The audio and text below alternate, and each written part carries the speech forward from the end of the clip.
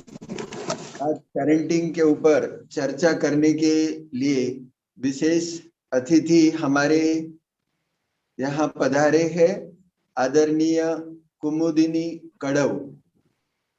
ये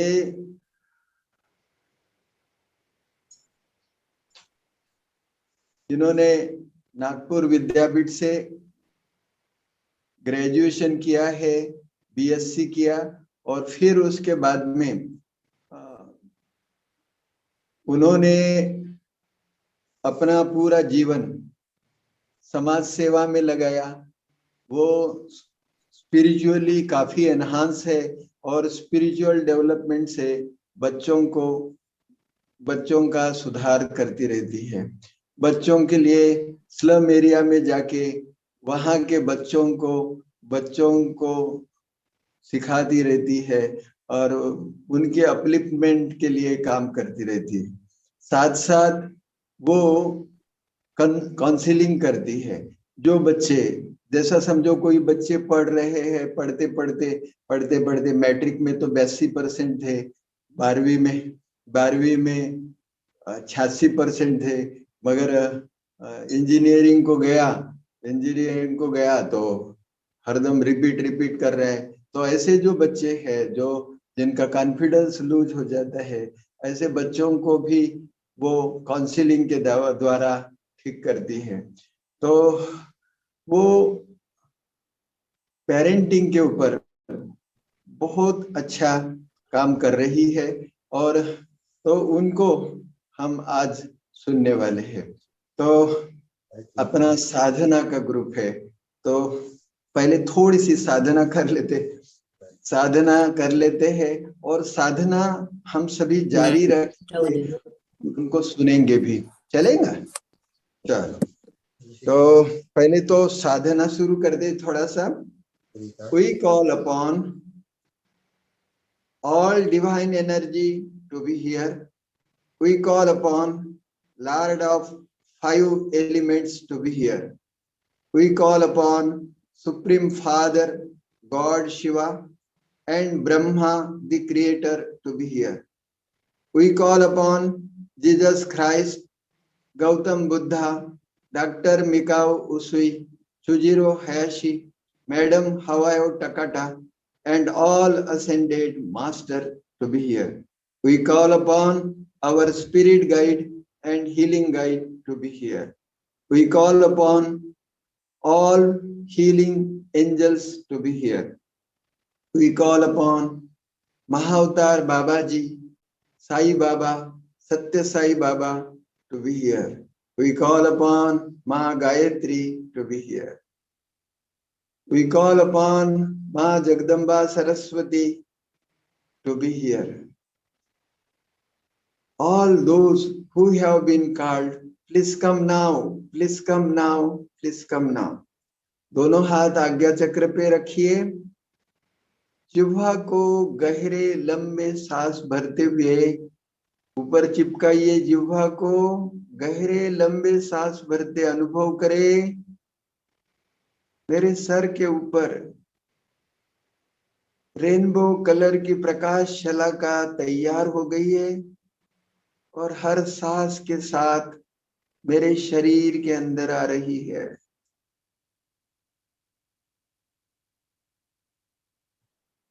धीरे धीरे ये प्रकाश नीचे उतरता हुआ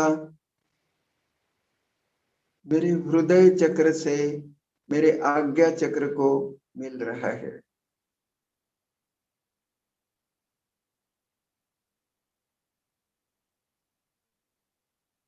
आज्ञा चक्र में भ्रुकुटी मध्य में इस शरीर का मालिक बैठता है। इसे अच्छी तरह एम्पावर करे।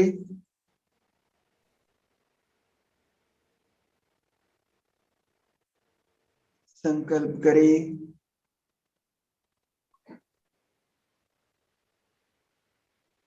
I am soul divine, shining in the center of forehead, like a luminous star. I am most competent, most confident, highly energetic. most intellectual. I am descended soul for the betterment of the universe.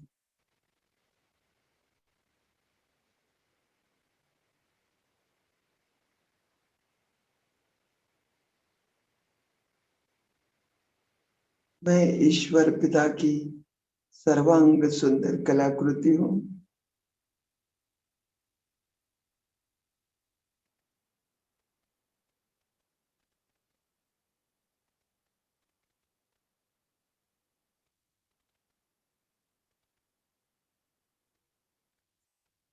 चोकुरे चुकुरे चुकुरे चुकुरे hearth hearth hearth genre genre genre चुकुरे चुकुरे चुकुरे। दोनों हाथ कनपटी पे temples पे रखिए।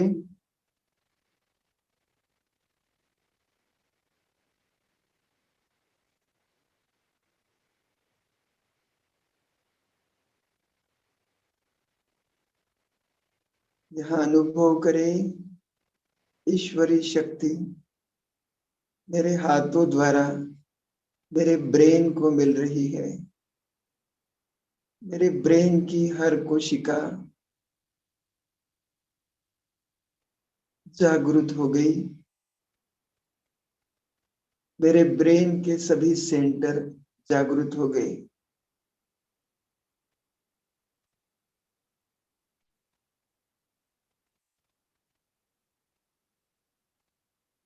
मेरा शरीर स्वस्थ चुस्त तंदुरुस्त हो रहा है।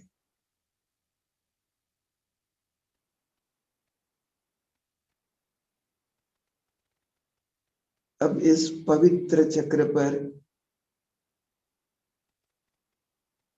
माता पिता ईश्वर का आवाहन करें।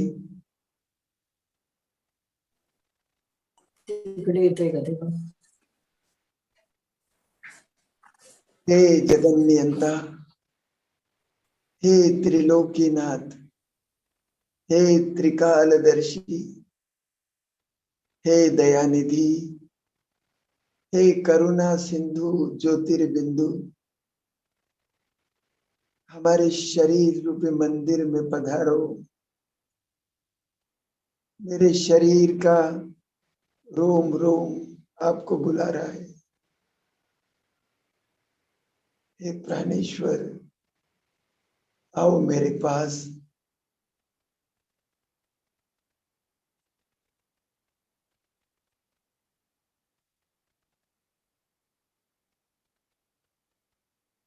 हमारी आर्त पुकार सुनकर वो ब्रह्मांड नायक परम धाम छोड़ के सप्तरंगी किरणों की चहु दिशाओं पर पाखरन करता हुआ हमारे सहस्त्र दल कमल में आकर समा गया। ईश्वर पिता के सानिध्य को महसूस करो। स्वयं जगन नियंता मेरा श्रृंगार करने पधारा है। मैं कितना न भाग्यशाली हूं।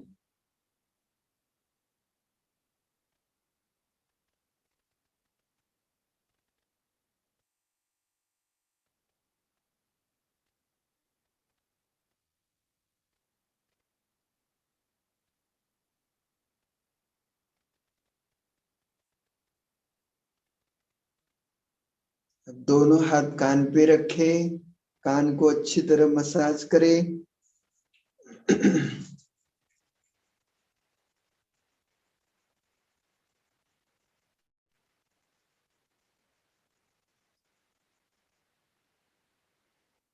संकल्प करें, मेरी श्रवण शक्ति बढ़ गई है।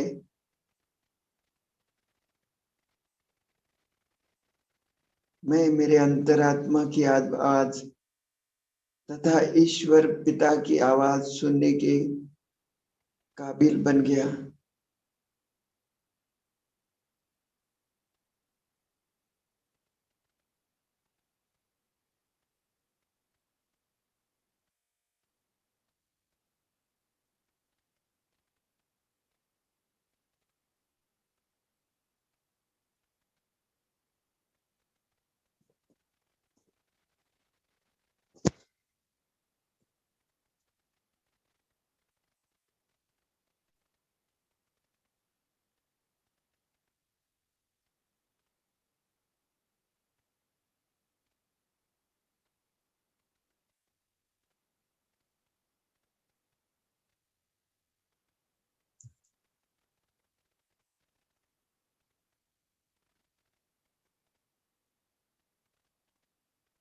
अब साधना जारी रखना।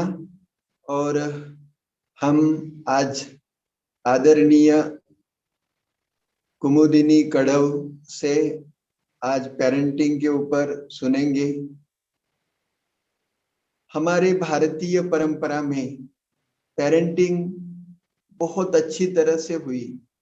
पहले तो बच्चों को बहुत अच्छी तरह से संस्कार दिए जाते थे। माता मदालसा का गायन है। माता मदालसा कहती थी, अपने बच्चों को बहुत प्यार से संभालती थी, उनको अच्छे संस्कार देती थी। माता मदालसा की अगर लोरी सुनी होंगी, शुद्धो सी बुद्धो सी निरंजनो सी, तू शुद्ध है, बुद्ध है, तू पवित्र है, संसार माया परिवर्जितो सी, ये संसार के माया में क्यों फंसता है। वो माता मदालसा कहती थी अपने बच्चों को कि ये जो शरीर तुझे मिला है, ये जो छोटा है बड़ा होते जाएगा, ये तो पांच तत्वों का पुतला है। जैसा तेरे को मैंने एक कपड़ा बदल कर दूसरा कपड़ा हम धारण करते हैं, वैसा तू ही एक शरीर लेके छोड़ के दूसरा शरीर धारण करेगा। ये शरीर भी तेरा नहीं है, तो तू क्यों दुख करता है। आज तुझे अगर दुख है, ये सुख दुख का खेल तो चलता ही रहता है, आज दुख है कल सुख होगा, तो इसमें तू मत फंस। इस संसार के माया के बंधन से तू अब दुखी मत हो। ऐसा ऐसा जो रो रहे बच्चे को चुप करने के लिए माता मदालसा बोलती थी। माता मदालसा के बहुत मना पहला जो पुत्र था, कहते विक्रांत, वो बहुत अच्छा राजा हुआ। उनके बाद में के पुत्र भी बहुत अच्छे अच्छे हुए। तो कहने का भाव कि माता बच्चों की पालना के लिए दिन रात एक करके मेहनत करती थी उस जमाने में। अभी तो हमारे पास बच्चों के लिए समय ही नहीं है। बच्चों की 85% डेवलपमेंट या उनके ऊपर संस्कार 7 साल की उम्र तक हो जाते, और 7 साल की उम्र तक तो हमारे पास समय ही नहीं होता बच्चों के लिए। तो इसके ऊपर हम बहुत सारा सुनेंगे, बहुत सारा इसके ऊपर चिंतन भी करेंगे। और आपके दीदी जी के लेक्चर के बाद में आप अपनी जो भी शंकाएं हैं वो भी आप उनसे पूछ सकें। आदरणीय दीदी जी, चित्रा दीदी, आदरणीय कुमुद दीदी अगर ज्वाइंट हो गए हैं तो उनको अनम्यूट कीजिए। हो, त्यांनी अनम्यूट केलाय काका आणि व्हिडिओ पण ऑन आहे. ऑन आहे. हाँ, ठीक. बरं, माझा आवाज ऐकू येतो आहे? हो हो हो ताई. हो आवाज एकदम क्लिअर. एकदम clear. Okay okay. Good morning all of you. Good morning. ओम शांति. ओम शांति. आज के इस सत्र में आप सभी का तहे दिल से स्वागत है, स्वागत है, स्वागत है। आज का जो ये विषय है बहुत ही सुंदर विषय है, और आज इस विषय के गहराई में जाने की बहुत आवश्यकता है। पर कहीं ना कहीं हम पेरेंट्स गलती करते हैं, और वो गलती का एहसास मुझे हुआ, और फिर मुझे ऐसे लगा क्यों ना मैं इस विषय पर थोड़ा अभ्यास करूं, ताकि मैं मेरे जो भी समाज बांधव है उनको मैं हेल्प कर सकूं। और यही मन में एक भाव रखते हुए मैंने इस विषय पर गहराई में जाके पढ़ा और खुद अनुभव किया, और वो अनुभव के सहारे ही मैं आपके सामने ये जो स्किल है, कौन से स्किल है, गुड पेरेंटिंग के, वो मैं आपके सामने रख रही। तो मैं आपको सर्वप्रथम ये स्किल कौन से है, जो ये स्किल हमारे जीवन में हमें इम्प्लीमेंट करने। पर बहुत बार क्या होता है, हम बच्चों को कहते हैं कि नहीं आप ये करो, वो करो, वो करो, परंतु जब हम प्रैक्टिकल में हम करते हैं तो उसका इम्पैक्ट बच्चों के ऊपर ज्यादा होता है। तो इसी विषय पर हम प्रकाश डालेंगे। तो सबसे पहले मैं इस गुड पेरेंटिंग ये स्किल कौन से है ये हम देख रहे हैं। तो इस सत्र की शुरुआत हम एक रियल स्टोरी से करते हैं। आप थॉमस अल्वा एडिसन को जानते हो ना? मुझे बताने की आवश्यकता नहीं है, जिसने बिजली के बल्ब का आविष्कार किया और उस आविष्कार से हमारा जीवन प्रकाशित किया। ना सिर्फ उस बल्ब का आविष्कार किया, लेकिन उन्होंने फोनोग्राफ, मोशन पिक्चर कैमरा और अनेक आविष्कार किए। आज उनके नाम पर 1093 पेटेंट उनके नाम पर है और इस बात का पूरा श्रेय, पूरा क्रेडिट जाता है तो उनके माताजी को। वो कैसे? क्योंकि हमें पता है जब एडिसन प्राइमरी स्कूल में पढ़ते थे, एक दिन स्कूल के टीचर ने एडिसन को एक पत्र दिया और कहा कि यह पत्र अपने माताजी को दे देना। एडिसन की माँ नैन्सी मैथ्यू को उसने वो पत्र दिया। वो पत्र पढ़ते ही वो रो पड़ी।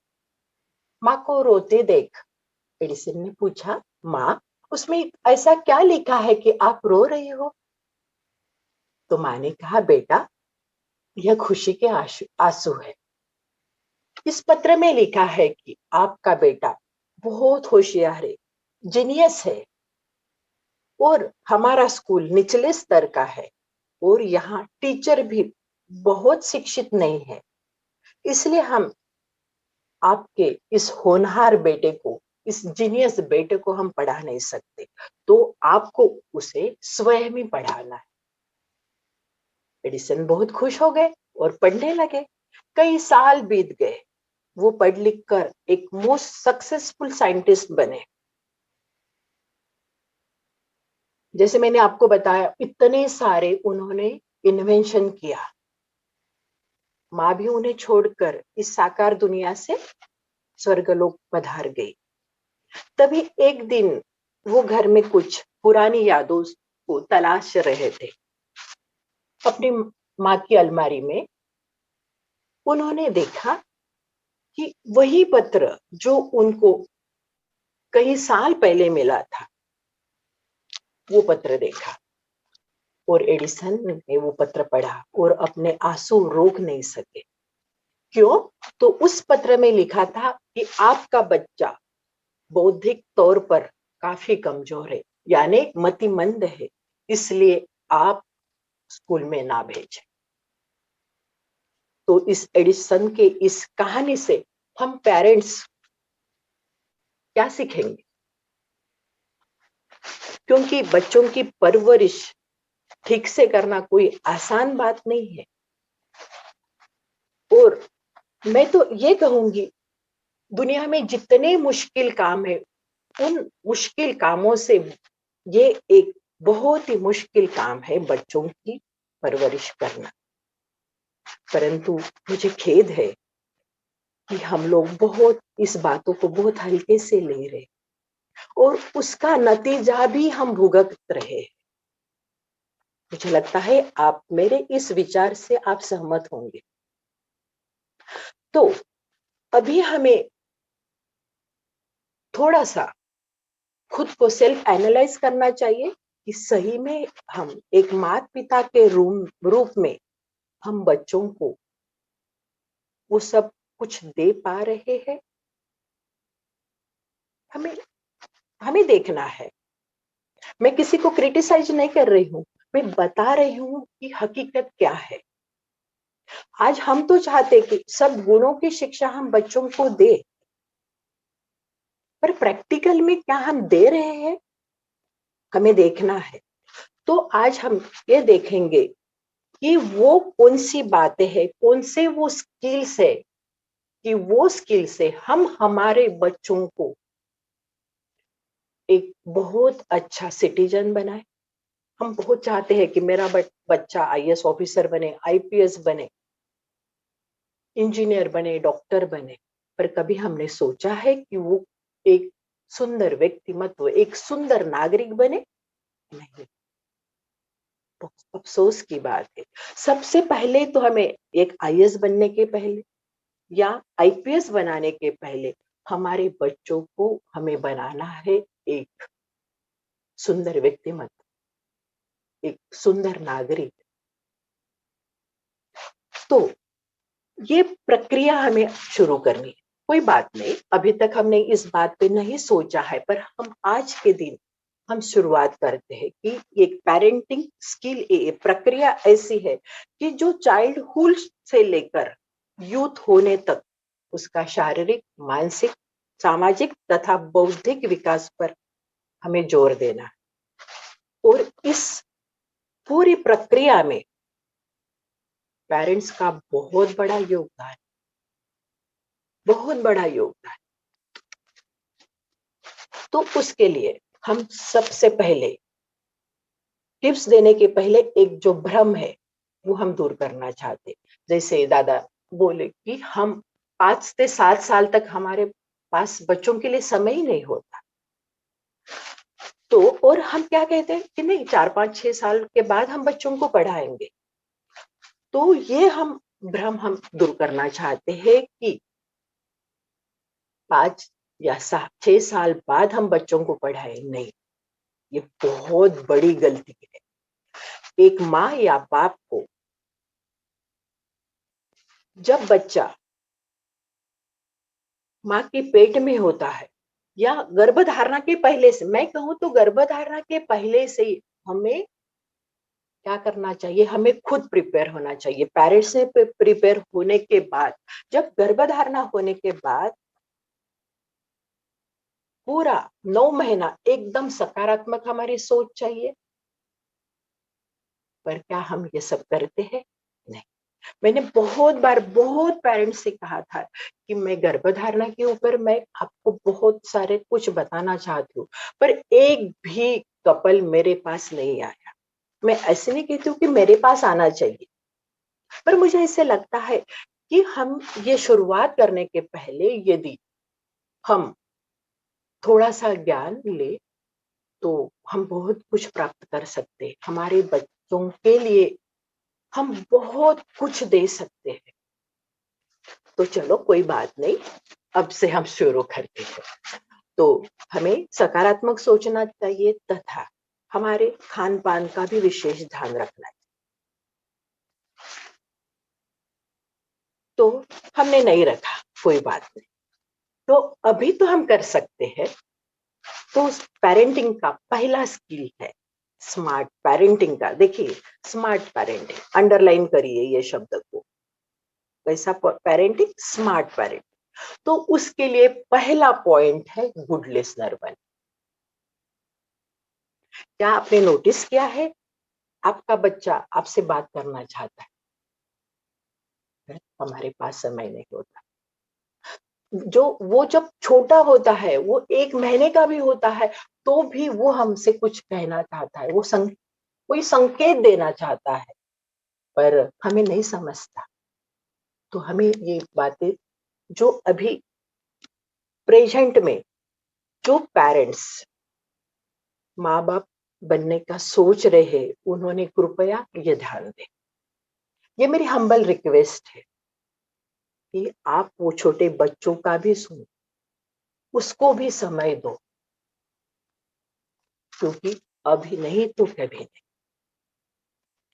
बस इस बिजी लाइफ में हम बच्चों की बातों पर गौर ही नहीं करते। हमारे पास टाइम ही नहीं है, पर आपको टाइम निकालना पड़ेगा। जो वो कहते हैं वो सुनो, सिर्फ सुनो नहीं, बहुत प्यार से सुनो। आपको उनकी बातें अच्छी नहीं लग रही है तो भी सुनो, और जब आप प्यार से सुनोगे, रिस्पेक्ट से सुनोगे, तो वो बच्चे आपका कहना मानेंगे ही मानेंगे। बहुत बार क्या होता है, पहले बच्चे जब छोटे होते हैं तो हम सुनते भी हैं और बहुत उनका मिसरिस्पेक्ट भी रखते हैं, हमें मजा भी आती है। पर फिर बाद में वो बच्चे बड़े होते हैं, कॉलेज में जाते हैं, और कॉलेज में ऐसी उटपटांग बातें कर देते हैं और हमें बताते हैं, मम्मी या पापा को बताते हैं कि मम्मी आज मैंने स्कूल या कॉलेज को बंक मार के हम मूवी देखने चले गए या कुछ ब्ला ब्ला ब्ला। हमारा पारा 7वें आसमान पर पहुंच जाता है। क्या ये सब बातें मैंने आपको सिखाई थी माँ का या पिताजी? ज्यादातर माओं को ही बताते, मदर्स को बच्चे बताते हैं। तो मदर कहती है, क्या मैंने आपको ये सिखाया था? आपने बंक मारी, आपने ऐसी उटपटांग बात की। और फिर बच्चे हमसे धीरे धीरे धीरे दूर चले जाते। फिर हम कहते हैं, बच्चे हमारी बात ही नहीं मानते, बच्चे बच्चे हमसे सुनते ही नहीं, बच्चे हमको कुछ भी नहीं बताते। क्यों नहीं बताते? क्या कारण है? कभी हमने ये सोचा है कि बच्चे हमें कुछ बातें क्यों नहीं बताए? क्योंकि जब बताते थे तो हमने क्या किया, उनको क्रिटिसाइज किया कि आपने ये नहीं करना चाहिए था। तो आपका पहला ये कर्तव्य था कि वो जो कह रहे हैं वो पहले आपको अच्छे से सुनना है, सुनने के बाद उसी वक्त आपको क्रिटिसाइज नहीं करना। ठीक है, कोई बात नहीं, उनको समझाना है। देखिए हमारे पास जो शब्द है वो शब्द का उपयोग हमें बहुत अच्छे तरीके से करना है। उनको ये बताना कि कोई बात नहीं, बंक मारे ना, अरे पर आइंदा ना थोड़ा सा सोचते जाया करो बंक मारने के पहले। कुछ अभी का माहौल ही ऐसा है कि बच्चों पर उसका इम्पैक्ट बहुत ज्यादा है, बहुत प्रभाव है वो सब बातों का। और उनको बंक मारना या गर्लफ्रेंड बॉयफ्रेंड ये उनको कुछ हटके नहीं लगता उनको, क्योंकि ये आज जो सोसाइटी में ये सब चल रहा है और हम है वो पिछले जनरेशन के, तो उसके ऊपर हमें बात करना या फोकस करना हमें अच्छा नहीं लगता। पर आज के इस ऐसे माहौल में हमें बच्चों को समझना है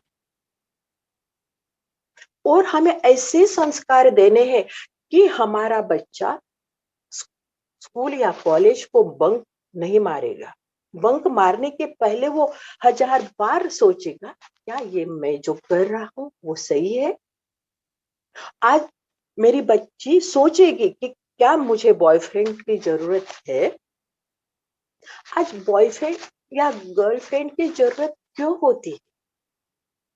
उसका कारण क्या है? कहीं ना कहीं हमारे बच्चे अकेले हैं। क्यों अकेले हैं?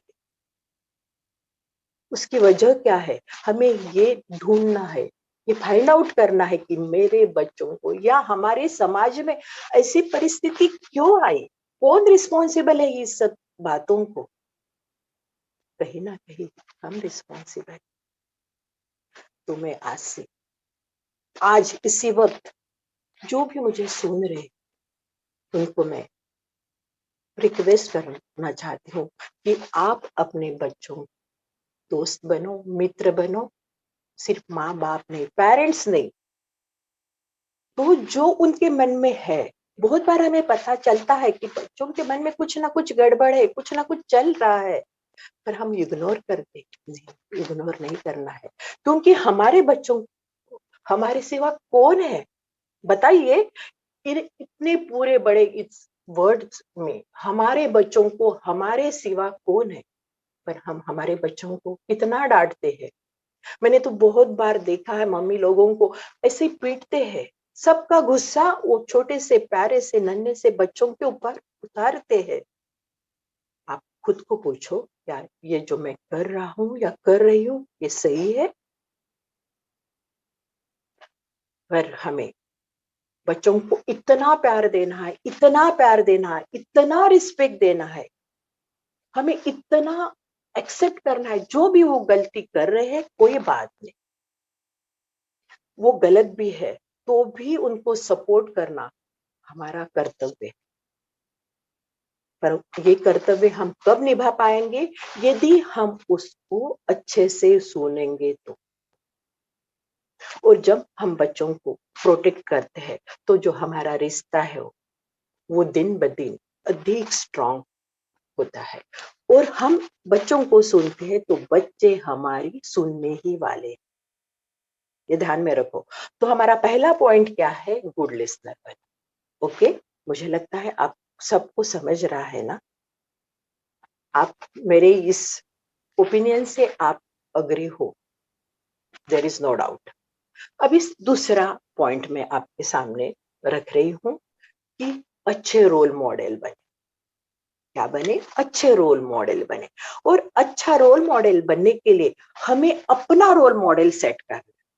देखिए मैंने क्या कहा, हमें अपना रोल मॉडल सेट करना। उन्हें केवल ये ना बताए कि आप उनसे क्या कराना चाहते, बल्कि उन्हें खुद करके दिखाए। और मैंने देखा है सबसे ज्यादा प्रभाव बच्चों पर उनके पेरेंट्स का होता है। लास्ट समर में मैंने संस्कार शिविर ऑनलाइन क्लास लिया था, तो मैंने बच्चों को पूछा था कि आपका रोल मॉडल कौन है?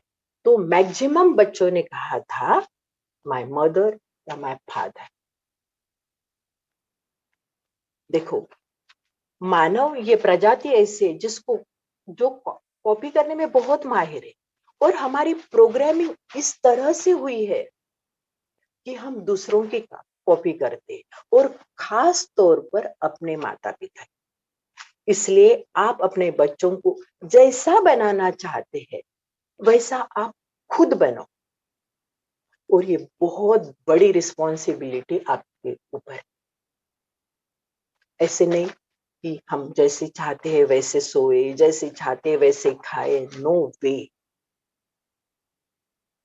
तो अभी देखिए तीसरा पॉइंट, अभी रोल मॉडल बनने के लिए भी हमें क्या करना पड़ेगा, तो हमें तीसरा पॉइंट ध्यान में रखना पड़ेगा कि बच्चों को अनुशासन में रखो। पर बच्चों को अनुशासन में रखने के पहले हमें खुद अनुशासित रहना। तो हमें हमारे ऊपर ध्यान देने की हमें बहुत आवश्यकता है। और अनुशासन का मतलब हमें समझना होगा, जिसे हम डिसिप्लिन कहते हैं। डिसिप्लिन का मतलब सजा देना या दंड देना नहीं है, बच्चों को डांटना नहीं है। तो जो भी हमारा डेली रूटीन है, वो डेली रूटीन हमें प्रॉपर वे से सेट करना है। जैसे हम लोग जैसे आप लोग, अभी तो आप लोग तो बहुत जल्दी उठते हो, और ये बहुत सुंदर सत्र आप रोज ज्वाइन करते हो, जिससे से हमारा जो एक सकारात्मक विचार सरणी हमारी बनते जा रही है। तो इसका प्रभाव हमारे बच्चों पर पड़ रहा है। तो हमारे घर का माहौल कितना सुंदर हो रहा है, आप अनुभव कर रहे हो। तो ये जो हम इतना सुंदर हम माहौल देते हैं, इतना सुंदर जो एटमॉस्फेयर देते हैं, वो एटमॉस्फेयर का प्रभाव हमारे बच्चों के ऊपर बहुत ही सुंदर ढंग से पड़ने वाला है, देयर इज नो डाउट। पर क्या होता है कि ठीक है, ये हमने 1-2-1.5 घंटा जो भी कुछ है वो दिया, फिर उसके बाद तो हमें सब डिसाइड करना है कि मेरा स्क्रीन टाइम मीन्स मैं टीवी, मोबाइल या लैपटॉप या कोई भी गैजेट कितना समय यूज करती हूँ या करता हूँ। अभी वर्क फ्रॉम होम चल रहा है, तो ज्यादातर माँ बाप लैपटॉप पे या कंप्यूटर पे काम करते हैं, और बच्चों को भी लैपटॉप या मोबाइल थमा देते हैं, खेलते बैठो। क्योंकि डिस्टर्ब नहीं होना चाहते, क्योंकि यदि बच्चों के पास कुछ गैजेट नहीं है तो वो हमको डिस्टर्ब करेंगे। तो इसलिए उनको गैजेट दे दिया, लैपटॉप दे दिया, मोबाइल दे दिया, खेलते बैठो। पर क्या ये सही है? यदि हम इतने छोटेपन से यदि हमको मोबाइल देते या लैपटॉप देते या आईपैड देते, तो उसका इफेक्ट उनके शरीर पर, उनकी आंखों पर नहीं पड़ेगा? पड़ेगा। पर आप बोलोगे कि मैम अभी तो उनकी स्कूलिंग भी तो ऑनलाइन चल रही है, हमको तो मोबाइल या लैपटॉप या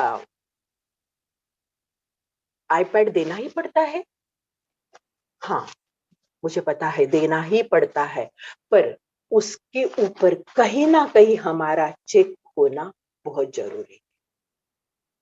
क्योंकि हम बस एक उंगली दबाओ, उंगली में हम बहुत कुछ सीख सकते हैं तो हम बिगड़ भी सकते हैं। और हमारे बच्चों को उतना नॉलेज नहीं है कि हमें क्या देखना है और क्या नहीं देखना है। तो मुझे ऐसे लगता है कि हर माँ ने, हर बाप ने बहुत अलर्ट रहना चाहिए, बहुत अवेयर रहना चाहिए कि मेरा बच्चा या मेरी बच्ची मोबाइल पे या लैपटॉप पे क्या देख रही है। सच में वो ऑनलाइन क्लास कर रही है? मैं जब काउंसलिंग करती हूँ तो बहुत पेरेंट्स मुझे बताते हैं कि मैम हमारे बच्चे है ना लैपटॉप या मोबाइल पर सिर्फ खेलते रहते, भले ही क्या ऑनलाइन क्लास है। हमें क्या लगता है कि नहीं मेरा बेटा तो ऑनलाइन क्लास कर रहा है, पर बच्चे वो सब म्यूट करके वीडियो ऑफ करके बच्चे गेम खेलते हैं। और ये एक नहीं, बहुत सारे पेरेंट्स की कंप्लेंट मेरे पास आई है। उस उसके ऊपर मैंने बहुत पेरेंट्स का काउंसलिंग भी किया है, बच्चों का भी किया है। तो इसलिए मैं आपको कहती हूँ कि हमें अलर्ट रहना है, हमें अवेयर रहना है, हमारा ध्यान उनके तरफ हो। पर मेजॉरिटी पेरेंट्स का कहना है कि नहीं, लैपटॉप देना ही पड़ता है, मोबाइल देना ही पड़ता है। हाँ, देना पड़ता है, क्योंकि अभी जो सिचुएशन ही ऐसी है। पर क्यों ना हमारा उसके ऊपर कोई कंट्रोल तो चाहिए ना, हमारा ध्यान तो चाहिए ना। हम बहुत बार कहते कि मैं मेरे बच्चों को राजा की तरह पालूंगा, या मुझे मेरे बचपन में जो नहीं मिला वो उनको देने का पूरा पूरा प्रयास करूंगा। बहुत अच्छी बात है, भले आप सब कंफर्ट उनको दो, कोई बात नहीं। बहुत पेरेंट्स क्या कहते हैं, मेरा बेटा कूलर के बिना या एसी के बिना नहीं सो सकता, क्योंकि मैंने उसको ना जैसे जन्नत हुआ और मैं उसको कूलर में रखा, एसी में रखा। पर मैं तो ये कहूंगी कि आप उनको फिजिकल कंफर्ट दे रहे हैं, but what about emotional comfort? हम तो बच्चों को हम क्या कर रहे हैं, अपाहिज कर रहे हैं ये सब फिजिकल कंफर्ट देते। तो हमें देना भी है, मैं उसके अपोज में नहीं हूं। आप एसी दो बच्चों को, कूलर दो बच्चों को, गैजेट दो, पर बैलेंस रखो। Balancing is a art. और यदि हम बैलेंस रख सकते हैं तो हमारे बच्चे भी बैलेंस ऐसे करें, ये वो सीख सकते हैं।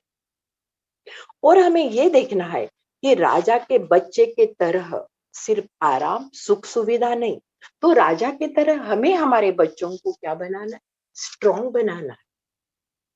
राजा वो जो खुद पर अनुशासन करे, अपने मन पर, अपने बुद्धि पर कंट्रोल करे। देखो हमारी संस्कृति बहुत प्राचीन है। पहले के वो प्राचीन संस्कृति में राजा का बेटा भी गुरुकुल में जाके पढ़ता था। और सिर्फ राजा के बेटे ही नहीं होते थे, वहां सब तरह के, सब कैटेगरी के वहां बच्चे होते थे। और वो सब बच्चे मिलजुल कर रहते थे।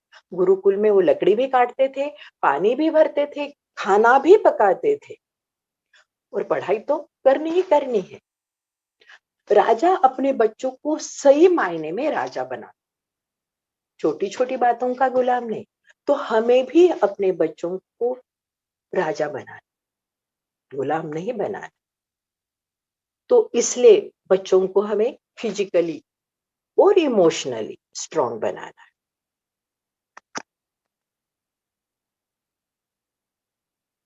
कैसी भी परिस्थिति हो, हमारे बच्चों को हमें पढ़ाना है कि आपको स्टेबल रहना है।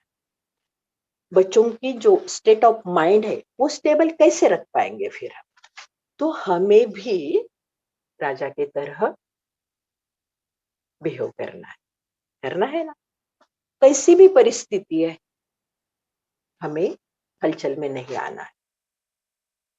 हमें ये ध्यान में रखना है कि यह भी समय बीत जाए, चाहे सुख का हो चाहे दुख का हो। और जब ये सब बातें हमारे बच्चे अनुभव करते हैं, देखते हैं, सुनते हैं, तो वो भी वैसे ही बिहेव करेंगे। तो ये ध्यान में रखना है कि मुझे बदलना है, और मैं बदलूंगी तो मेरे बच्चे अपने आप बदलेंगे। उनको बदलने की जरूरत नहीं है।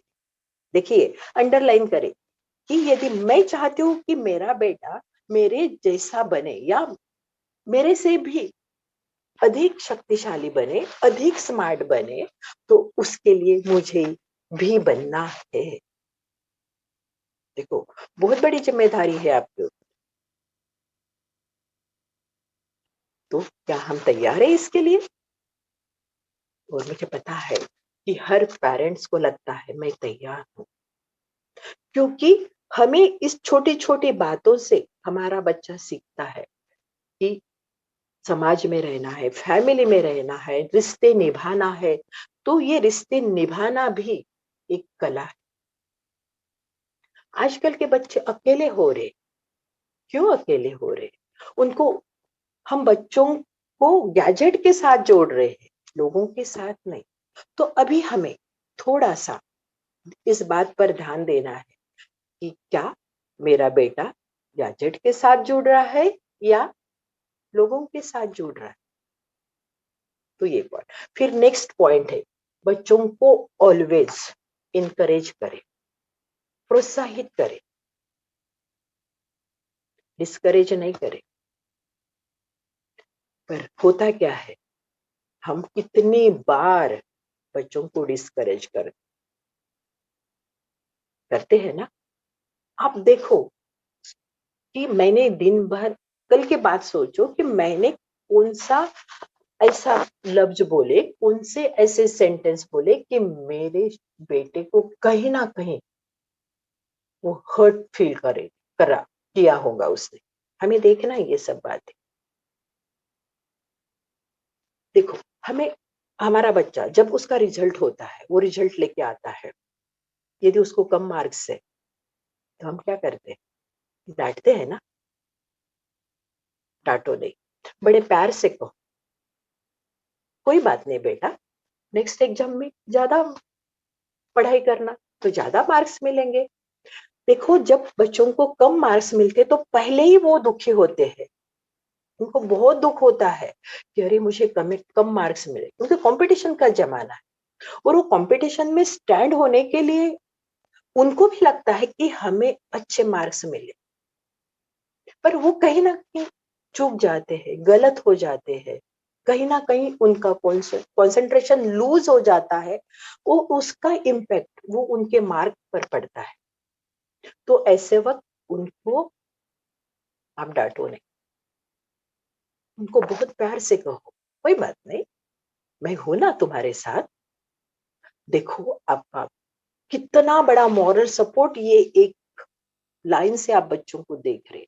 आपको यकीन नहीं है, पर आप बहुत बड़ा सपोर्ट उसको दे रहे हैं। फिर बाद में नेक्स्ट पॉइंट है, डोंट कंपेयर। तुलना नहीं करो, किसी से भी तुलना नहीं करो। पर क्या ऐसा होता है? हम दिन भर कितनी बार हमारे बच्चों की तुलना करते, किसी के बच्चों से या भाई से, बहन से, अपने ही भाई बहन से, उनसे ही।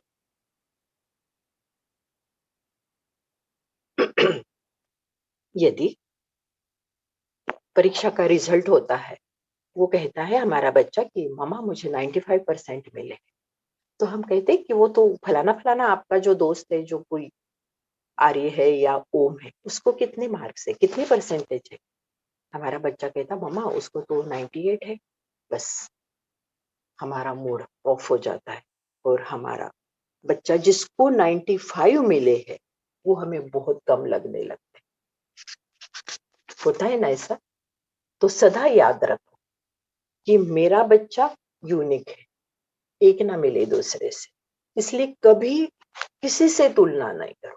घर में भी, घर के फैमिली मेंबर से, जैसे भाई बहन है, तो हम दो भाई या दो बहनें हैं या एक भाई है और एक बहन है, तो हम बहुत बार कंपेयर करते हैं कि नहीं तुम्हारी बहन बहुत अच्छे से पढ़ाई करती है, वो उसका कंसंट्रेशन लेवल बहुत है, तो ऐसा है, वैसा है, वैसा है।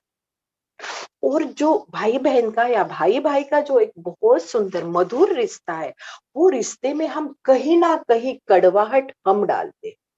कौन रिस्पॉन्सिबल है वो जो रिलेशन खराब करने में? हम रिस्पॉन्सिबल है। और ये बहुत छोटी छोटी बातें हैं जिसके ऊपर हमने कभी ध्यान ही नहीं दिया। तो आज से हमें इस छोटी छोटी बातों के ऊपर ध्यान देना है, ताकि हमारे घर का वातावरण बहुत अच्छा रहे, हमारे जो रिश्ते हैं वो बहुत अच्छे रहे, हमारे बच्चों को वो संस्कार हमें डालना है। तो हमें कितना अलर्ट रहना पड़ेगा, कितना अवेयर रहना पड़ेगा ना। तो इसलिए ध्यान में रखो, no comparison, no competition, no control, no criticism. बच्चों को खुला छोड़ो। अभी आप बोलोगे खुला छोड़े, वो तो खुला छोड़ेंगे ना तो बस मैम वो तो दिन भर टीवी या मोबाइल या लैपटॉप पे रहेंगे। नहीं रहेंगे। जब आप इतने सारे जो स्किल मैंने आपको बताए, वो स्किल आप धीरे धीरे धीरे धीरे खुद में अडॉप्ट करते हो, तो उसका इम्पैक्ट बच्चों पर पड़ना ही है, बच्चों पर पड़ना ही है। देखो, इसके लिए मैं एक छोटी सी पोएम आपको कहना चाहूंगी। कुछ किए बिना ही जय जयकार नहीं होती, कोशिश करने वालों की हार नहीं होती। तो हमें कोशिश करनी, कोशिश जारी रखनी। और ये सब जो बातें हैं वो एक दिन में नहीं होने वाली, उसको समय तो लगना है ना।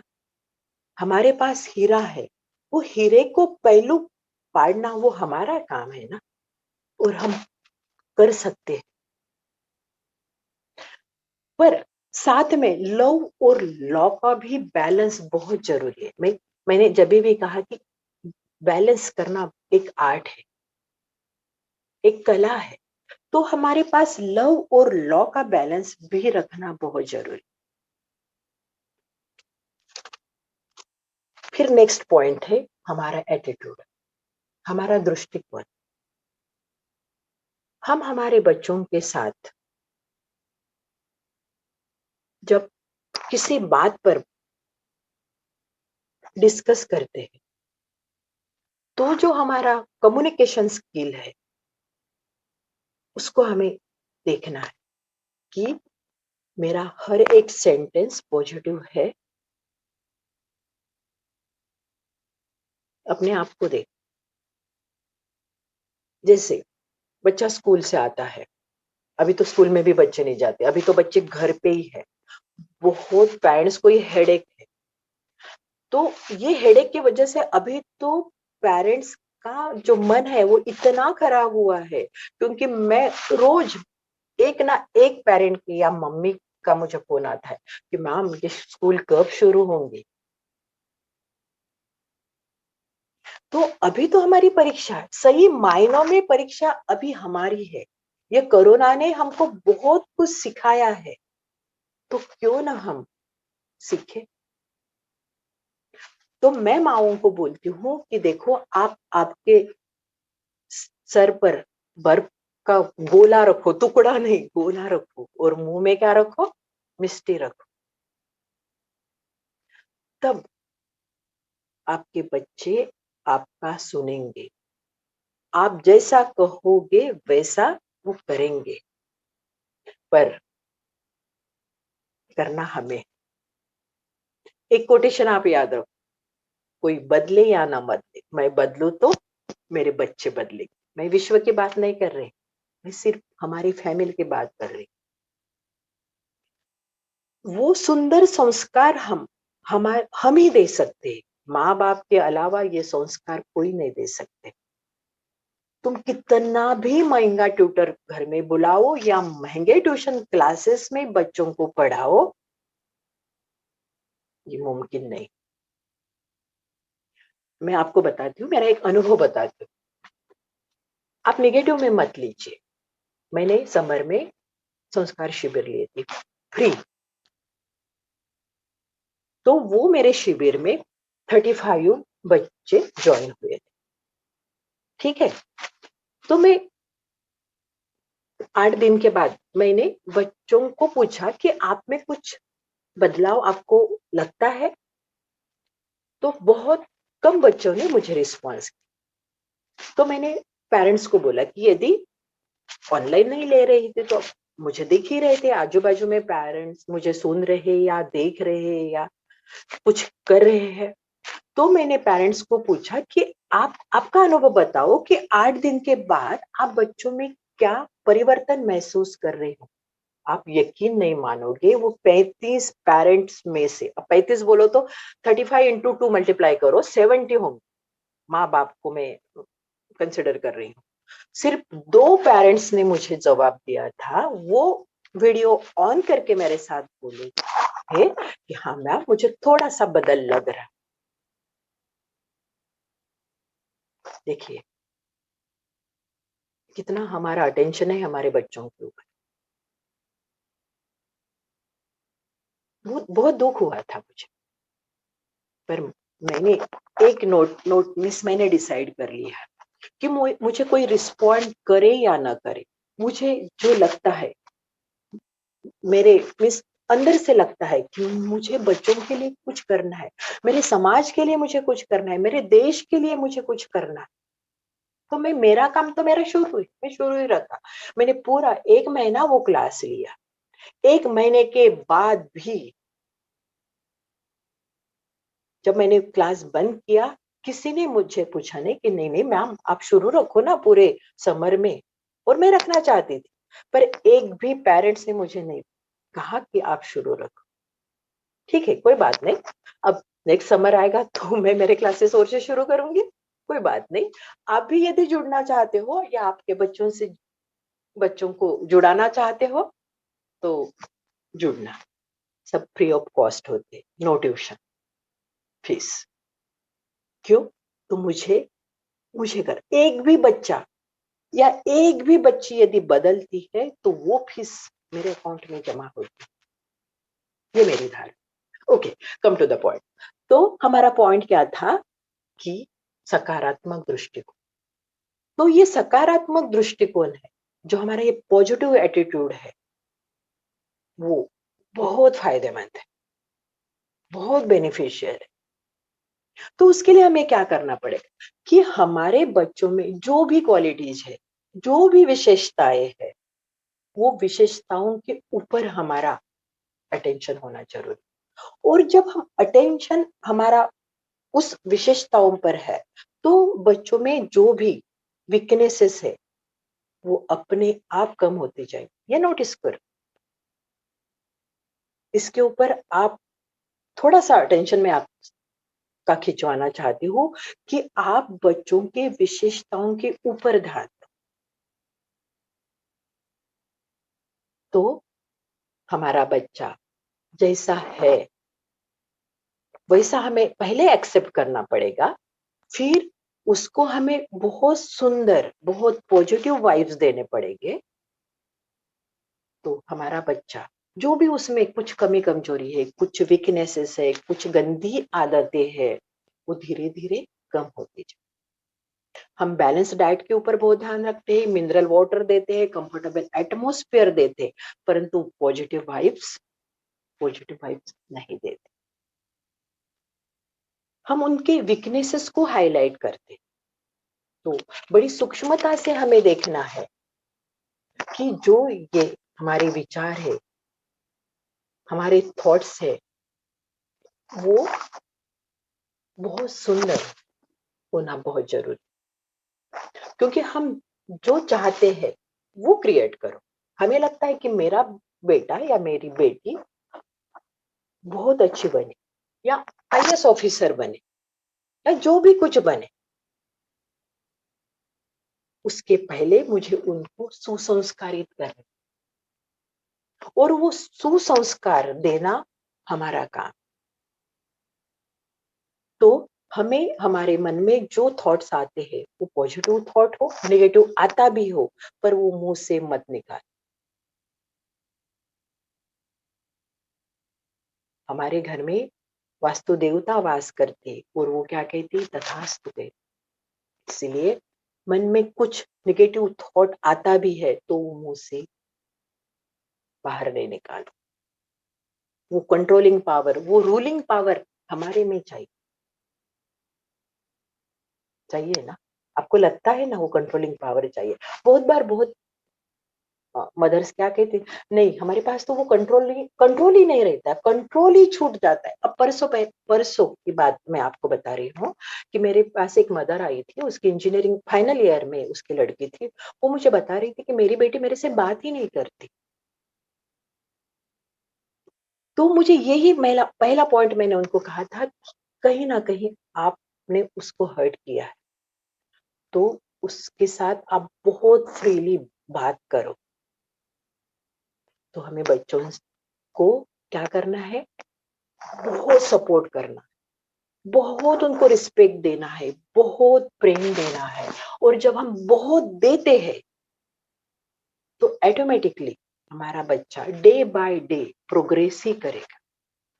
वो फिजिकली तो स्ट्रांग होगा ही होगा क्योंकि हम बहुत ध्यान दे रहे, पर वो इमोशनली और मेंटली भी स्ट्रांग होगा। और वो पूरा क्रेडिट किसको देगा, आपको देगा। कैसा लगेगा फिर आपको, अच्छा लगेगा। तो ऐसी यदि हम हमारे बच्चों की पालना करते हैं, ये जो स्किल्स आपको पता है, मैं ऐसे नहीं बताना चाहती हूँ कि आपको ये पता नहीं है, पर वो मैं रिवाइज कर रही कि हमें कोई याद करना है, अंडरलाइन करना है कि एज अ पेरेंट मेरी क्या ड्यूटी। तो मुझे ऐसे लगता है कि आप तो ये करते हो, डाउट नहीं है, पर अभी थोड़ा अलर्ट होके आप ये सब कर सकते हो ना। तो मुझे ऐसे बिल्कुल लग रहा है कि समय है कि यही, हेलो, हो ताई हो हाँ बोलू, हो बोला हाँ। तो मुझे ऐसे लग रहा है कि हमें बहुत सोच समझ के बच्चों के सामने बोलना है, बच्चों के सामने एक्ट करना है, बच्चों को संभालना है। सही मायने से ये है बहुत सुंदर पेरेंटिंग होगी, ऐसे मुझे लगता है। आप मेरे से सहमत हो? बहुत अच्छी तरह से आपने समझाया कि पेरेंटिंग कैसी होनी चाहिए। तो पहले तो इसमें हमको ये समझ में आया कि बच्चों के अच्छे फ्रेंड बने, बच्चों को पहले अच्छी तरह से सुने, वो क्या कहते हैं, अच्छे गुड लिसनर होना चाहिए। जैसे हम उनकी सुनेंगे तो वो हमारी सुनेंगे। जनरली होता क्या है, छोटेपन से बच्चे का पहला फ्रेंड उसकी माँ होती है, माँ और पिता। तो वो दोनों को सब बातें बताती है। जैसा स्कूल में जाएंगी ना, तो स्कूल से आएंगी तो माँ बाप को सब बातें सुनाएंगी, मगर ये पहले तो सुनाती है, मगर एक आधे बार अगर वो उसने कुछ गलती की और आपने उसको बहुत डांट दिया, तो फिर उसके मन में भ्रम पैदा होता है। और फिर दूसरे बार भी ऐसा हुआ, तो फिर तो वो धीरे धीरे आपसे कटना शुरू हो जाती। और दूसरी बात, कभी कभी वो आपको कुछ क्वेश्चन पूछती है, मगर उसका अगर समझो हम सही माने में उत्तर नहीं दे पाए, अच्छे तरह से उत्तर नहीं दे पाए, तो उनको लगता है कि मम्मा तो बुद्धू है, हाँ मेरा बाबा तो बुद्धू है, आप रहने दो आपको नहीं समझता, और मम्मा आपके बस की बात नहीं, ऐसा वो बोलना शुरू करता है। तो अगर समझो अच्छे अच्छे पेरेंट अपने को बनना है, अच्छे संस्कार उनको देना है, तो बच्चों के साथ में हमको भी पढ़ना पड़ेगा, हमको भी उनके लेवल में जाना पड़ेगा, और उनकी बात तो पहले सुनना पड़ेगा। दूसरी बात, उनको वो अगर समझो कुछ गलती करते हैं तो क्षमा भाव आपके अंदर होना चाहिए। आप अगर उनको बहुत प्यार से उसको क्षमा जाते हैं, क्षमा करते हैं और फिर उसका सॉल्यूशन देते हैं, तो वो दूसरी बार वो नहीं करेगी। तीसरी बात, बहुत बार क्या होता है, बच्चों को हमने बहुत अच्छे सॉल्यूशन दिए, सॉल्वेशन दिए, तो जैसे उनको सर्कस का शेर बना दिया। वरना जैसा सर्कस का शेर होता है ना, तो सर्कस के शेर को रोज खाने को मिलता है। और पिछले बार सर्कस के शेर क्या हुआ, सर्कस बंद हो गई तो फिर उनको जंगल में जाके छोड़ दिया। तो जंगल में जाके छोड़ दिया तो उनको शिकार करना तो जो वहां के जानवर थे वो उन्होंने ये शेर को मार के खा गए। तो ये कैसा क्यों होता है ऐसा?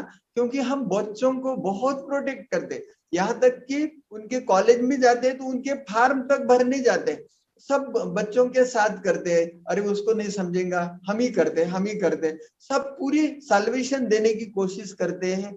बच्चों को उनकी इफिशियंसी डेवलप करने का चांस नहीं देते। तो बच्चों की इफिशियंसी डेवलप करने का भी चांस हमको देना पड़ेगा। जब तक हमको उनको इफिशियंसी देने का चांस नहीं देंगे तो वो आगे नहीं बढ़ेंगे।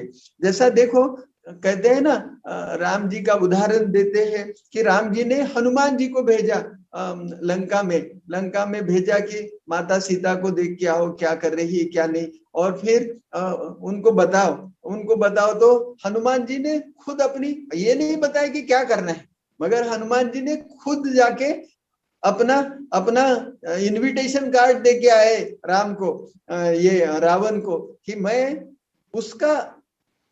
उसका भगत हूं या उसका दूत हूं, कि वो इतना कॉम्पिटेंट है कि मैं अगर इतना कॉम्पिटेंट हूं। अब देखो, कहते हैं कि हनुमान जी के दुम को कपड़ा लपेटा और उसमें तेल डाला और कहते हैं कि उसकी लंका जल गई। जलाया किसने? हनुमान जी ने जलाया। ये इनविटेशन कार्ड देख के आया कि देखो वो कितना पावरफुल होगा, मैं अगर उसका दूत इतना पावरफुल हूं तो वो कितना पावरफुल होगा। तो ये बच्चों को हमको उसको आगे करना पड़ेगा, उसकी कैपेसिटी को एनहांस करने के लिए उसको कुछ न कुछ जवाबदारी, जिम्मेवारी सौंपना पड़ेगा, तो तब ये आगे बढ़ सकेंगे और तब बच्चे की पर्सनैलिटी में डेवलप हो सकेगा। साथ साथ उनकी देखभाल तो हमको करना ही है, मगर उसके साथ में उनकी पर्सनैलिटी को डेवलप करने के लिए कुछ न कुछ तो हमको करना पड़ेगा। ठीक है ना दीदी? हाँ, बिल्कुल बिल्कुल। चित्रा जी, आप कुछ कहेंगे? हो कुमुदताई, तुमचं या फील्ड मधलं नॉलेज आणि दांडगा अनुभव बघून खरंच खूपच प्राऊड फील झालं. म्हणजे तुम्ही अगदी म्हणजे हार्ट टचिंग जो टॉपिक आहे त्याच्यावर तुम्ही आम्हाला इतकं छान गायडन्स दिलं, त्याबद्दल खरंच मनातून खूप खूप धन्यवाद तुम्हाला. मला फक्त एक ऍड करायचं होतं. ओके. प्रत्येकाची एक लाईफ अशी वेगळी असते यात, आणि गुड पॅरेंटिंग मध्ये कदाचित आपले जे नाना नानी असतात, दादा दादी असतात, त्यांचा पण तेवढाच रोल असतो असं फक्त मला स्ट्रॉंगली वाटतं. हा, ऑफकोर्स असतोच, यात काही डाऊट नाही आहे, असतो. पण आपण जितकं जास्त म्हणजे ऍज अ पॅरेंट्स आपलं जे बिहेवियर असेल तसंच मुलांचं असेल, म्हणजे अगदी बरोबर. तर ग्रँड पॅरेंट्स वर पण त्याचा प्रभाव पडेल ना. मग त्यांना असं वाटतं की नाही, आपला मुलगा किंवा आपली सून खरंच खूप छान मुलांशी वागतात आहे, तर त्याचा इन्फ्लुएन्स त्यांच्यावर देखील पडेल, हे पण तेवढंच महत्वाचं आहे. अगदी बरोबर. हा. अच्छा, मला अजून थोडंसं म्हणजे तुमच्याबद्दल म्हणजे मला हे म्हणायचं आहे की तुम्ही मला हा इतका सुंदर प्लॅटफॉर्म दिला, त्याबद्दल तुमचे खूप खूप आभार. आणि समजा माझी कधी पण गरज पडली तर मी केव्हा पण अवेलेबल असेल, कारण हे माझं पॅशन आहे. ओके, तर त्याच्यामुळे दादांचं मला हा सुंदर प्लॅटफॉर्म दिला, इतक्या साऱ्यांसमोर मला माझे विचार व्यक्त करता आले. कदाचित थोडे माझे विचार कडवे पण असतील, तर मी क्षमा मागते. तुमच्या आवाजातनं तुमची पर्सनॅलिटी जेव्हा बघितली, तुमचा जो शांत आवाज, त्यातनी खरंच सांगते म्हणजे मला स्वतःला इतकं शांत फील झालं. ते स्पिरिच्युअल एनर्जी, ती पॉझिटिव्ह वाईज मला फील झाली. तर थँक्यू व्हेरी मच. ओके, अजून मला एक नमूद करावं असं वाटतं की काही लोकांनी इथे मला नंबर मागितलाय, तर तुम्ही माझा नंबर शेअर करून टाकाल. दादानी मगाशी म्हटलं ना की मी स्पिरिच्युअल काउन्सिलर आहे आणि मी टेलिफोनिक हे सगळं करत असते. नक्की मॅडम, आम्ही शेअर करूया. ओके, चला, तुम्हाला खूप खूप धन्यवाद. कोणाला काही प्रश्न विचारायचे असतील तर प्लीज विचारू शकता. Thank you madam. खूप खूप धन्यवाद कुमुदिनी दी, तुमचं सेशन खूप छान झालंय. मी डॉक्टर जयश्री नागपूरहून बोलते. मी गेल्या 17 वर्षापासून ब्रेन डेव्हलपमेंटचे क्लासेस घेते आहे छोट्या मुलांचे, आणि माझ्या अकॅडमीचे काही रेकॉर्ड्स पण झालेले आहेत. तर ऍक्च्युली आता सगळ्यात मेजर प्रॉब्लेम जो आहे, जे मी ऑब्झर्व करते, एक्सपिरियन्स करते आहे, तो म्हणजे मोबाईल अफेक्शन.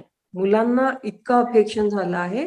आणि जेव्हा आम्ही ऑनलाईन क्लासेस कंडक्ट करतोय त्यावेळेस काय होतंय की पॅरेंट्स स्पून फिडिंग करतात आहे मुलांना, म्हणजे मुलांना अक्षरशः तोंडामध्ये घास भरवणं, आणि त्यांना मुलांना मोस्टली, ऑलमोस्ट नाही, मोस्टली काही मुलांना ही जाणीव नाहीये की मुलांनी छोटे छोटे काम करायला हवे घरी. त्यांनी म्हणजे पॅरेंट्सनी ऍक्च्युअली हे म्हणजे त्यांना एक अवेअरनेस हवा की नाही, आपली मम्मी दिवसभर, कोणाची मम्मी जॉब करते, कोणाची मम्मी हाऊस वाईफ आहे, तर त्यांना दिवसभर ते लोक बिझी आहेत. तर मुलांना आतापासून म्हणजे बालवयापासून त्यांना अशा सवयी लावल्या की नाही, स्वतःचे काम स्वतः कर. आता मुलांना अशा सवयी लागलेल्या आहेत की मुलं आमच्याकडे पण येतात आणि खूप म्हणजे पसारा करून काही मुलं निघून जातात.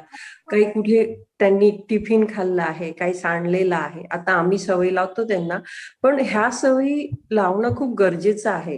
आणि दुसरी गोष्ट असा, गेल्या 2 वर्षापासून लॉकडाऊन आहे, तर बरीचशी मुलं एक त्यांच्या माइंडमध्ये फिअर आहे, कोरोनाचा फिअर इतका भरलेला आहे की ती मुलं आज बाहेर जायला फिरायला भीतात आहे. आणि याचं मला खूप वाईट वाटतं की इतकी भीती त्यांच्या मनामध्ये जी भरलेली आहे, आणि त्यांचा हा एकलकोंडेपणा जो आहे तो वाढतो आहे, तो दूर करायचा असेल तर पॅरेंट्सची जबाबदारी पूर्ण नाही करू शकत आहेत. They are not able to do this responsibility because of they are busy in their work. तर आपलं एक असं सोशल वर्क गरजेचं आहे की त्यांना एक असा प्लॅटफॉर्म उपलब्ध करून द्यायचा आहे की ते मुलं सोशल होणार, त्यांना जाणीव होणार. आज बऱ्याच मुलांना जनरल नॉलेज, न्यूजपेपर रिडिंग हे माहितीच नाही आहे, अगदी मोबाईलमध्येच ते पूर्ण गुरफटलेले आहेत. तर ह्याच्याकरता काय पाऊल उचलायचं आहे, तर हे आपल्यासारख्या लोकांना विचार करणं हे खूप गरजेचं आहे. Because parents are unable now to develop totally. Thank you. आपण करूया ना याच्यासाठी. आणि तुम्ही पण नागपुरात राहता, मी पण नागपुरातच आहे, माझा नंबर तुम्ही घेऊन घ्या, आपण भेटूया. कारण मला पण खूप काही करायचं. आणि काय झालं ऍक्च्युली, मी माझा प्रॉब्लेम सांगते. म्हणजे मी कोरोना पिरियड मध्येच भंडाऱ्यावरून नागपूरला शिफ्ट झाली, आणि माझ्या सगळ्या ऍक्टिव्हिटीज अगदी स्टॉप होऊन गेल्या. फक्त माझं टेलिफोनिक काउन्सिलिंग मात्र अगदी खूप जोमात सुरू आहे, कारण आजकाल लोकांना खूप गरज आहे सगळ्या गोष्टींची. तर आपण करू, समजा तुम्ही इंटरेस्टेड असाल तर.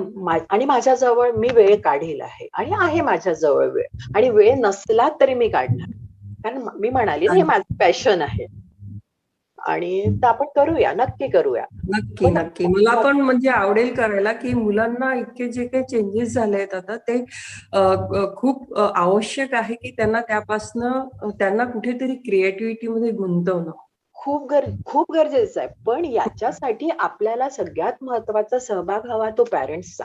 आणि मी जसं मी म्हणाली की पॅरेंटिंग आर्ट आहे, आणि हेच पॅरेंट्सला अजून समजलेलं नाही.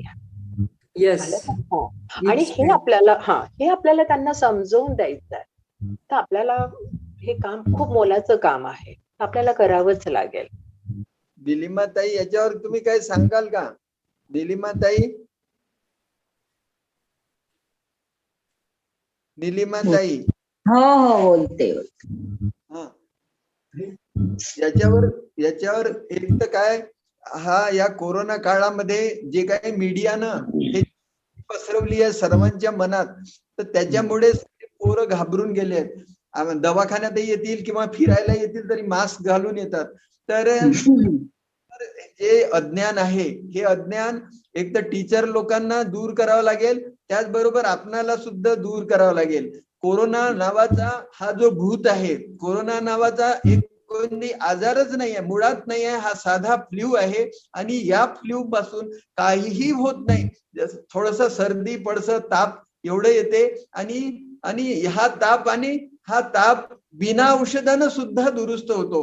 कोरोनाचे कितीतरी पेशंट आमच्या इथं बिना औषधानं दुरुस्त झाले. आम्ही काय करतो त्याच्यासाठी, सर्दी पडसं जर सुरू झालं तर एक ग्लास गरम पाण्यामध्ये अर्धा लिंबू पिळतो, 1 चम्मच हळद टाकतो, घोटून त्यांना प्यायला देतो. सकाळ दुपार संध्याकाळ हे जर तुम्ही 5-6 दिवस केलं तर सर्दी पडसं निघून जाते. एवढं करूनही समजा कोणाला ताप आला, आम्ही त्यांना पॅरासिटामॉल किंवा अँटीबायोटिक घ्यायला देत नाही.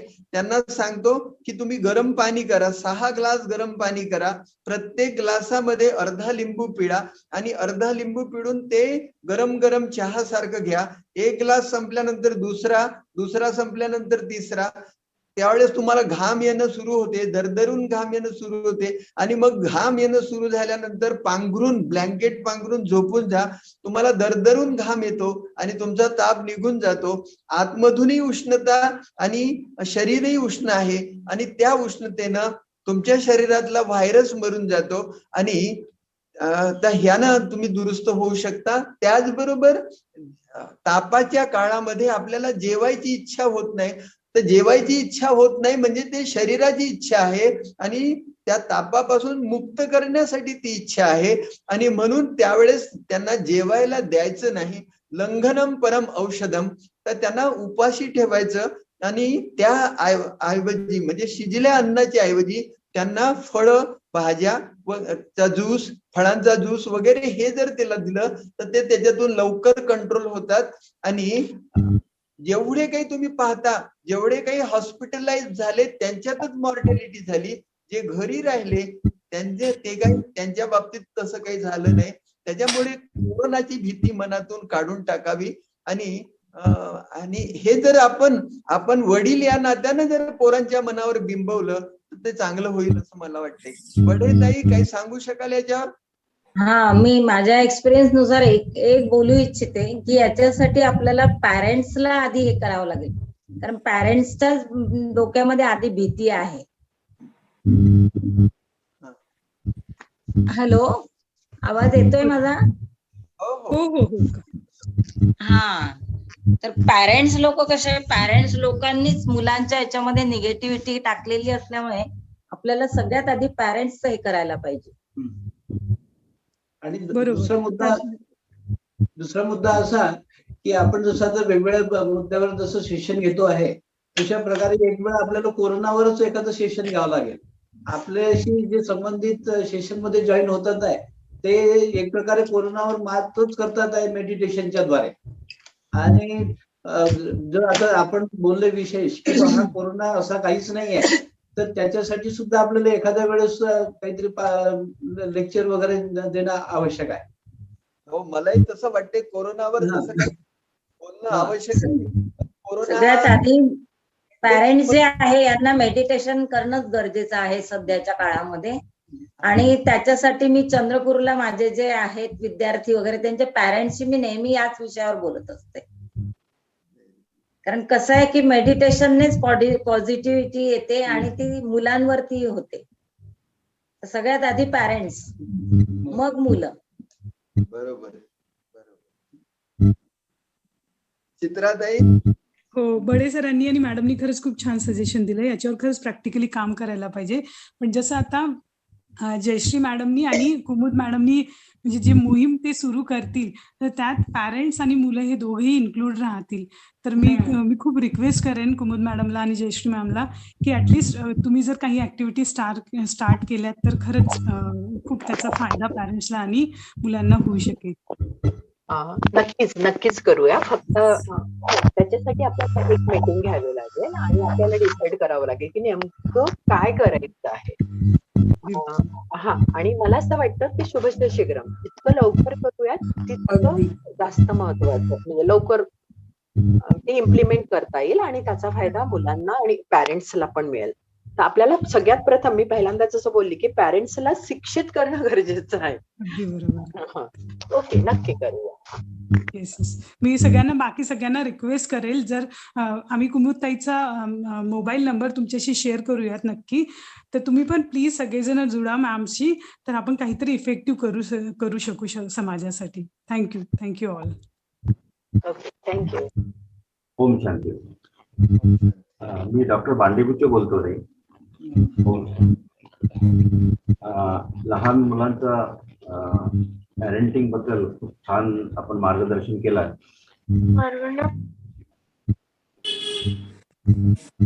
परंतु आता एक प्रॉब्लेम जो सांगितला आहे की मुलं या पिरियड मध्ये आपण जे सांगितलं ते अगदी खरं आहे की आपल्याला न सांगता ते मोबाईल मध्ये इतके गुंतून जातात की आपण काही त्यांना सांगितलं तरी ते थोडा वेळ ऐकलं तरी पुन्हा ते मोबाईलच्या जे गेम खेळतात तर त्याच्यामध्येच गुंतून राहतात. तर हे आपल्याला दूर कसं करता येईल याबद्दल आपल्याला विचार करायचा आहे. तर त्याबद्दल कसं मार्गदर्शन करावं.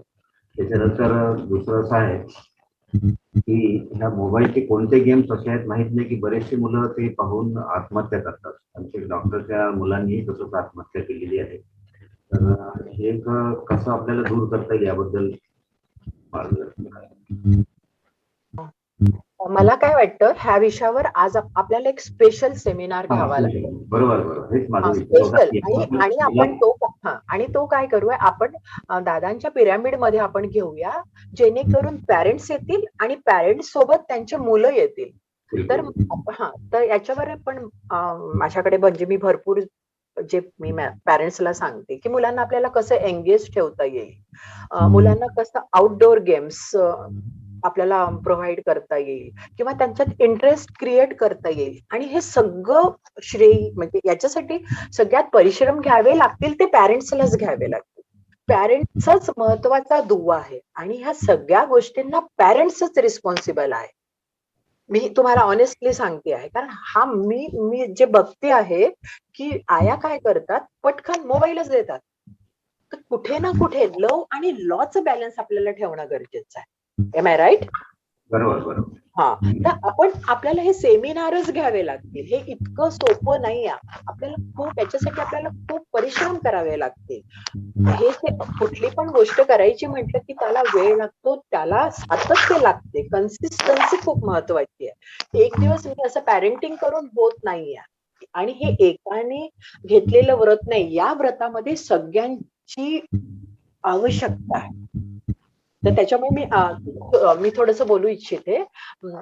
एक सुंदर माझ्या मनातली भावना मी शेअर करते की सब में हो सहयोग भावना, सबको दे प्यार, सब चाहे तो सबके लिए हो सुखमय संसार. आणि आपल्याला हा सुखमय संसार करायचा आहे तर युनिटी खूप महत्वाची आहे. आणि त्याच्यासाठी दादांनी मला प्लॅटफॉर्म दिला, त्याबद्दल मी त्यांची खूप खूप आभारी. अगदी बरोबर आहे की आपल्याला मुलं आणि दोघांचेही कंबाईन व्हायला पाहिजे. Right right. त्याच्यावर काहीतरी करू, त्याच्यावर काही विचारही करून आणि त्याच्यावर लवकरच ऍक्शन घेतल्या जाईल. हे आपण ग्रुपवर टाकू आणि चित्राताई याच्यावर काही आपण ऍक्शन घेऊ समोर. आणि आता वेळ बराच होऊन राहिला. पहिल्यांदा कुमुताईचं अतिशय धन्यवाद की त्यांनी अतिशय चांगल्या प्रकारे हा विषय आपल्या सर्वांसमोर मांडला. तर आपल्या शिरस्त्याप्रमाणे आपण पहिले आता एनर्जी बॉल करू 2 मिनिटांसाठी. दोन्ही हात बाजूला करा, श्वास भरत भरत हात वर, श्वास सोडत खाली करा. सगळेजण एनर्जी बॉल करू.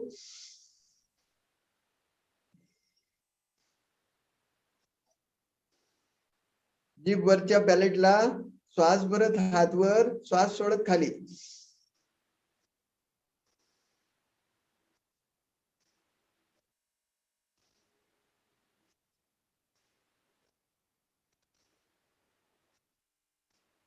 नेक्स्ट दोन्ही हात मधोमध, श्वास भरत बाहेर, श्वास सोडत आतमध्ये.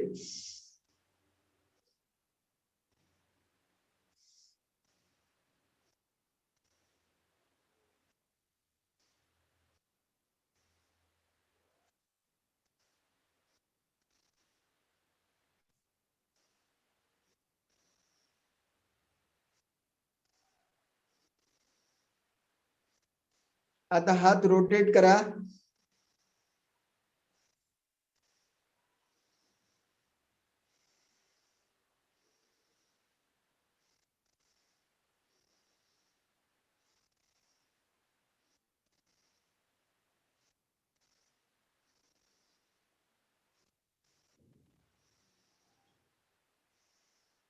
विरुद्ध दिशेनं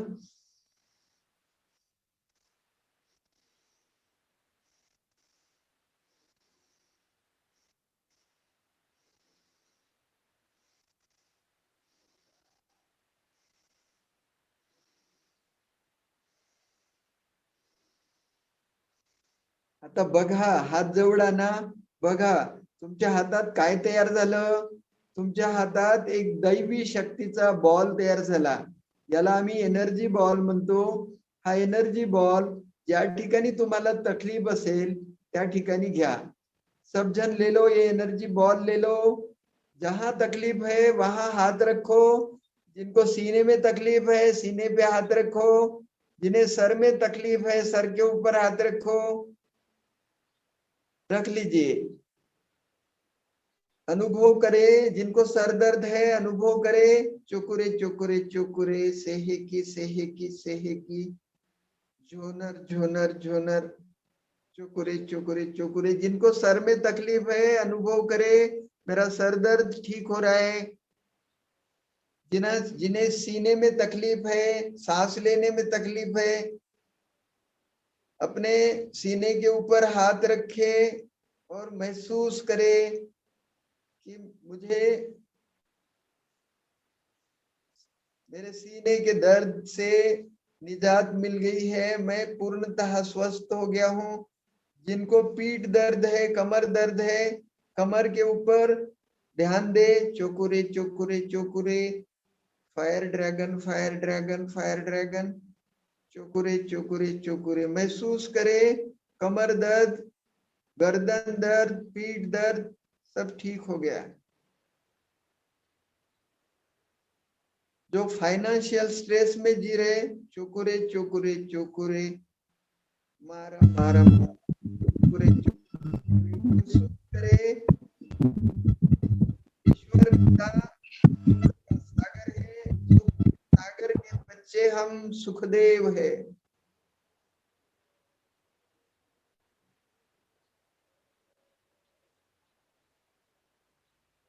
I am happiest person. अब दोनों हाथ जोड़ लीजिए. धन्यवाद प्रार्थना करते. We thankful to who participated in the healing. Those who want to stay, they can stay with much love and light. Those who want to live, they can live with much love and light. Thank you all. आप सभी महानुभाव जो भी जुड़े, आपके कारण आज का चर्चा सत्र बहुत अच्छा संपन्न हुआ. आप सभी का तहे दिल से हम शुक्रगुजार है. ईश्वर पिता आपकी झोली खुशियों से भर दे. आपका संसार फले फूले. आप हर पल हर घड़ी तरक्की करते जाए, यही कामना. और आप में सभी अच्छे पेरेंट होने की खूबियां ईश्वर पिता आप सबको प्रदान करे, यही कामना करते हुए धन्यवाद करते हैं. ईश्वर पिता आप सबकी झोली खुशियों से भर दे, यही प्रार्थना, यही कामना. धन्यवाद. थैंक यू काका. Thank you. थँक्यू काका. ओम शांती. ओम शांती काका. शांति. ओम शांति.